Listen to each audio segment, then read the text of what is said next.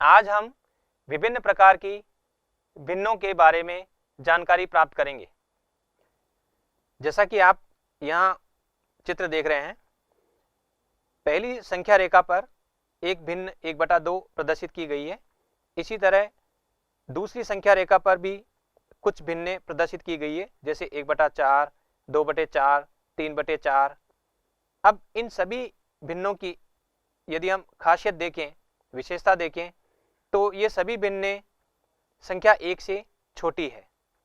तो संख्या 1 से छोटी और 0 से बड़ी जितनी भी भिन्नें होती है उन्हें हम उचित भिन्न कहते हैं। इसी तरह से एक और संख्या रेखा यहाँ प्रदर्शित की गई है। इस संख्या रेखा पर भी कुछ भिन्नें प्रदर्शित की गई है, जैसे 1/5, 2/5, 3/5, 4/5।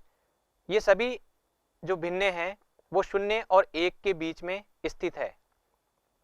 तो ऐसी सभी भिन्नों को हम उचित भिन्न कहेंगे।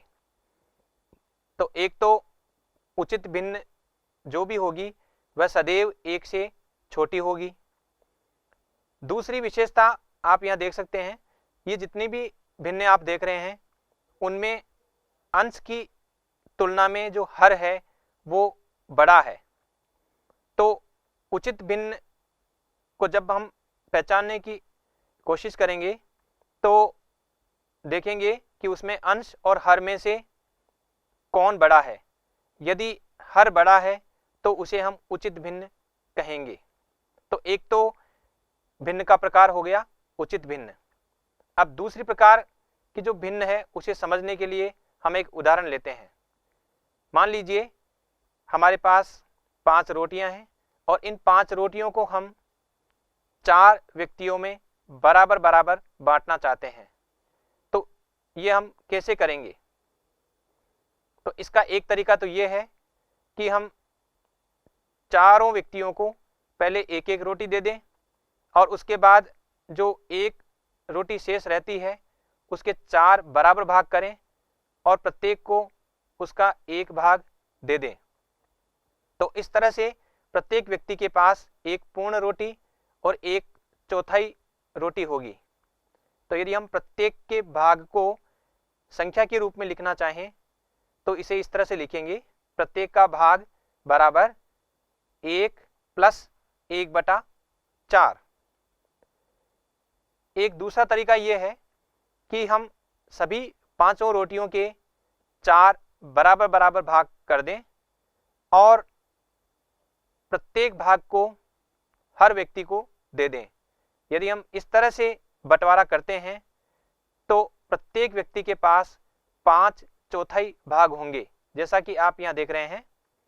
तो ये जो 5/4 भाग प्रत्येक व्यक्ति को मिल रहा है, इसलिए हम इसे संख्या के रूप में इस तरह से लिख सकते हैं, प्रत्येक का भाग बराबर 5/4, क्योंकि प्रत्येक को 1/4 भाग 5 बार मिल रहा है, इसलिए 5/4 भाग प्रत्येक व्यक्ति के हिस्से में आ रहा है। तो हम जो हिस्सा एक व्यक्ति को मिल रहा है उसे हम लिख सकते हैं 5/4।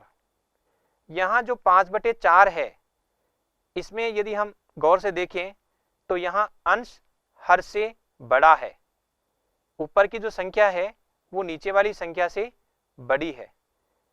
पहले हमने जिस तरह की भिन्नों को पढ़ा उनमें अंश हमेशा हर से छोटा होता था, लेकिन यहाँ पर अंश हर से बड़ा है। तो वे भिन्न जिनमें अंश हर से बड़ा होता है उन्हें हम विषम भिन्न कहते हैं। इसके अलावा एक और तथ्य जो हमें यहाँ से पता लगता है वह यह है कि 5/4 को हम 1 + 1/4 भी लिख सकते हैं, क्योंकि अलग अलग तरीके से हमने जब 5 रोटियों का बंटवारा 4 व्यक्तियों में किया तो हमने पाया कि एक तो 5/4 के द्वारा व्यक्त हो रहा था, और यदि हम दूसरे तरीके से बंटवारा करते हैं तो एक पूर्ण रोटी और 1/4 रोटी एक व्यक्ति को मिल रही थी। तो 5/4 जो है वो 1 + 1/4 के द्वारा भी लिखा जा सकता है, और 1 + 1/4 को हम 1 सही 1/4 भी लिखते हैं। यहाँ जो 1 से ही 1/4 एक अलग तरह की भिन्न आप देख रहे हैं। तो ये जो भिन्न है इसे हम मिश्रित भिन्न कहते हैं। और इसे मिश्रित भिन्न हम क्यों कह रहे हैं? क्योंकि इसमें आप देख रहे हैं कि पूर्ण भाग भी है और भिन्नात्मक भाग भी यहाँ आप देख सकते हैं। तो एक मिश्रित भिन्न में एक भाग पूर्ण होता है और एक भाग भिन्न होता है। इसके आधार पर हम इसे पहचान सकते हैं। अब हम विषम भिन्न को एक मिश्रित संख्या के रूप में व्यक्त करना सीखेंगे। एक विषम भिन्न को एक मिश्रित संख्या के रूप में व्यक्त करने के लिए हम सबसे पहले अंश को हर से भाग देंगे, उसके बाद भागफल और शेषफल प्राप्त करेंगे। उसके बाद फिर मिश्रित संख्या को हम इस तरह से लिख सकते हैं। सबसे पहले भागफल लिख देंगे और जो शेषफल और भाजक है उसके माध्यम से हम एक उचित भिन्न का निर्माण कर लेंगे। तो भागफल के पास में जो उचित भिन्न बनाई उसको लिख देंगे तो वह मिश्रित संख्या को व्यक्त करेगी। अब ये पूरी प्रक्रिया हम एक प्रश्न के माध्यम से सीखेंगे। मान लीजिए प्रश्न है 23/4 को मिश्रित संख्या के रूप में व्यक्त कीजिए। सबसे पहले तो हम ये समझ लेते हैं कि विषम भिन्न ही जो है वो मिश्रित संख्या के रूप में व्यक्त की जा सकती है। यदि उचित भिन्न है तो उसे हम मिश्रित संख्या के रूप में व्यक्त नहीं कर सकते। तो चलिए 23/4 को हम मिश्रित संख्या के रूप में व्यक्त करते हैं। तो अभी जो प्रक्रिया मैंने आपको बताई उसी प्रक्रिया की मदद से हम 23/4 को मिश्रित संख्या के रूप में व्यक्त करेंगे। तो ये जो तरीका रहेगा इसके लिए हम क्या करते हैं कि जो अंश है जो बड़ा है उसको हम जो हर है 4 उससे भाग करेंगे और ये भाग हम आसानी से कर सकते हैं।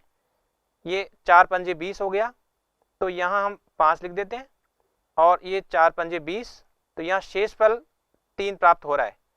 तो इसमें ये जो 4 है जो कि यहाँ अंश है ये तो भाजक का काम कर रहा है और यहाँ ये जो 23 है इसको हम भाज्य कहते हैं, ये भाज्य है। और यहाँ जो 5 हमें मिल रहा है ये भागफल है और यहाँ ये जो नीचे 3 मिल रहा है ये शेषफल है।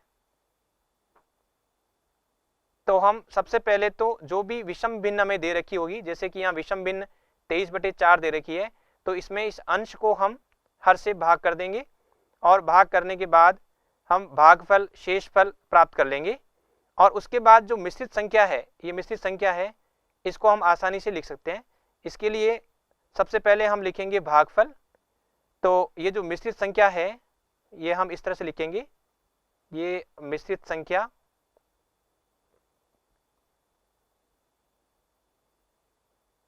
बराबर, इसमें सबसे पहले हम भागफल लिख देंगे, फिर यहां लिखेंगे शेषफल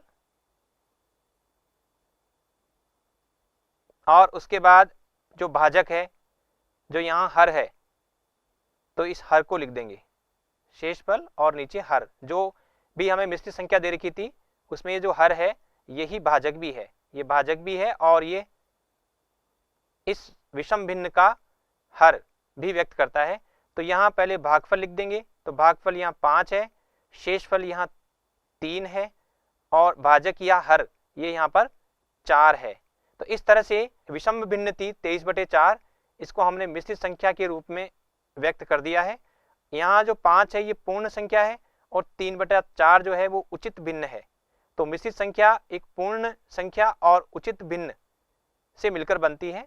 तो इस तरह से हम विषम भिन्न को मिश्रित भिन्न संख्या के रूप में व्यक्त कर सकते हैं। और ये प्रक्रिया क्यों काम कर रही होगी, ये पूरी विधि क्यों काम कर रही है, इसको भी हम समझ लेते हैं। अभी हमने एक उदाहरण देखा था जिसमें 5/4 जो है वो 1 से ही 1/4 के बराबर था। और यहाँ यदि हम अंश 5 को 4 से भाग करें तो 4 एकम 4, यहाँ 1 शेषफल रह रहा है।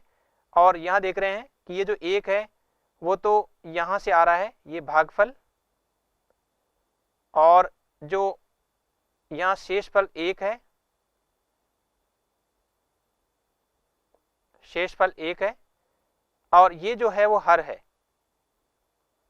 तो यहाँ पहले हमने भागफल लिखा, ये भागफल 1, उसके बाद में शेषफल, शेषफल भी 1, और ये जो हर है 4 वो लिख दिया है।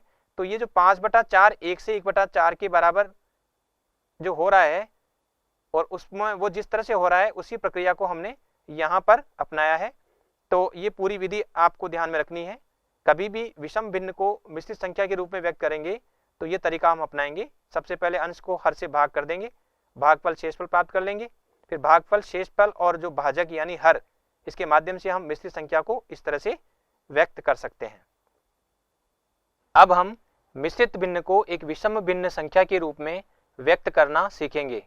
जैसा कि आपने एक उदाहरण में देखा था कि जो 1 से ही 1/4 ये जो संख्या थी 1 से 1/4, इसको जब हम दूसरे रूप में लिखते हैं तो यही 5/4 होती है। अब यहाँ ये जो 1 से 1/4 है ये तो मिश्रित भिन्न है और 5/4 एक विषम भिन्न है। अब 1 से 1/4 से 5/4 हम कैसे प्राप्त करेंगे ये हमें सीखना है। तो देखिए 1 से 1/4 में यहाँ जो हर है इसको यदि मैं पूर्ण 1 से गुणा कर देता हूँ, तो ये पूर्ण को यदि मैं हर से गुणा कर देता हूँ जो यहाँ 4 है, और फिर उसमें अंश को जोड़ देता हूँ, और फिर जो है हर से वापस भाग कर देता हूँ, तो जो मुझे प्राप्त होगा वो होगा 4 + 1/4 यानी कि 5/4। तो ये विधि रहेगी। इस विधि की मदद से हम मिश्रित भिन्न को एक विषम भिन्न संख्या में रूपांतरित कर सकते हैं। तो देखिए ये विधि किस तरह से काम करती है। एक मिश्रित भिन्न को एक विषम भिन्न के रूप में व्यक्त करने के लिए हम पूर्ण को हर से गुणा करके गुणनफल में अंश को जोड़ते हैं, फिर विषम भिन्न पूर्ण गुणा हर प्लस अंश बटा हर ये होगा। इस तरह से जो है हम मिश्रित भिन्न को विषम भिन्न संख्या के रूप में बदल सकते हैं। आइए अब एक प्रश्न करते हैं। 5 सही 6/7 को विषम भिन्न संख्या के रूप में व्यक्त कीजिए। तो इसके लिए ये जो 5 सही 6/7 है, इसमें हम सबसे पहले जो पूर्ण है इस पूर्ण को हर 7 से गुणा कर देंगे। उसके बाद में जो भी प्राप्त होगा उसमें हम अंश को जोड़ देंगे, और जो हर है 7 उससे भाग कर देंगे। तो यहाँ 5 × 7 = 35 हो गया, और प्लस 6/7, और इसको यदि हम हल करते हैं तो 35 और 6 41 हो गया, तो 41/7। तो इस तरह से हम 5 से 6/7 एक मिश्रित भिन्न थी, इसे हमने विषम भिन्न संख्या 41/7 के रूप में व्यक्त कर लिया है।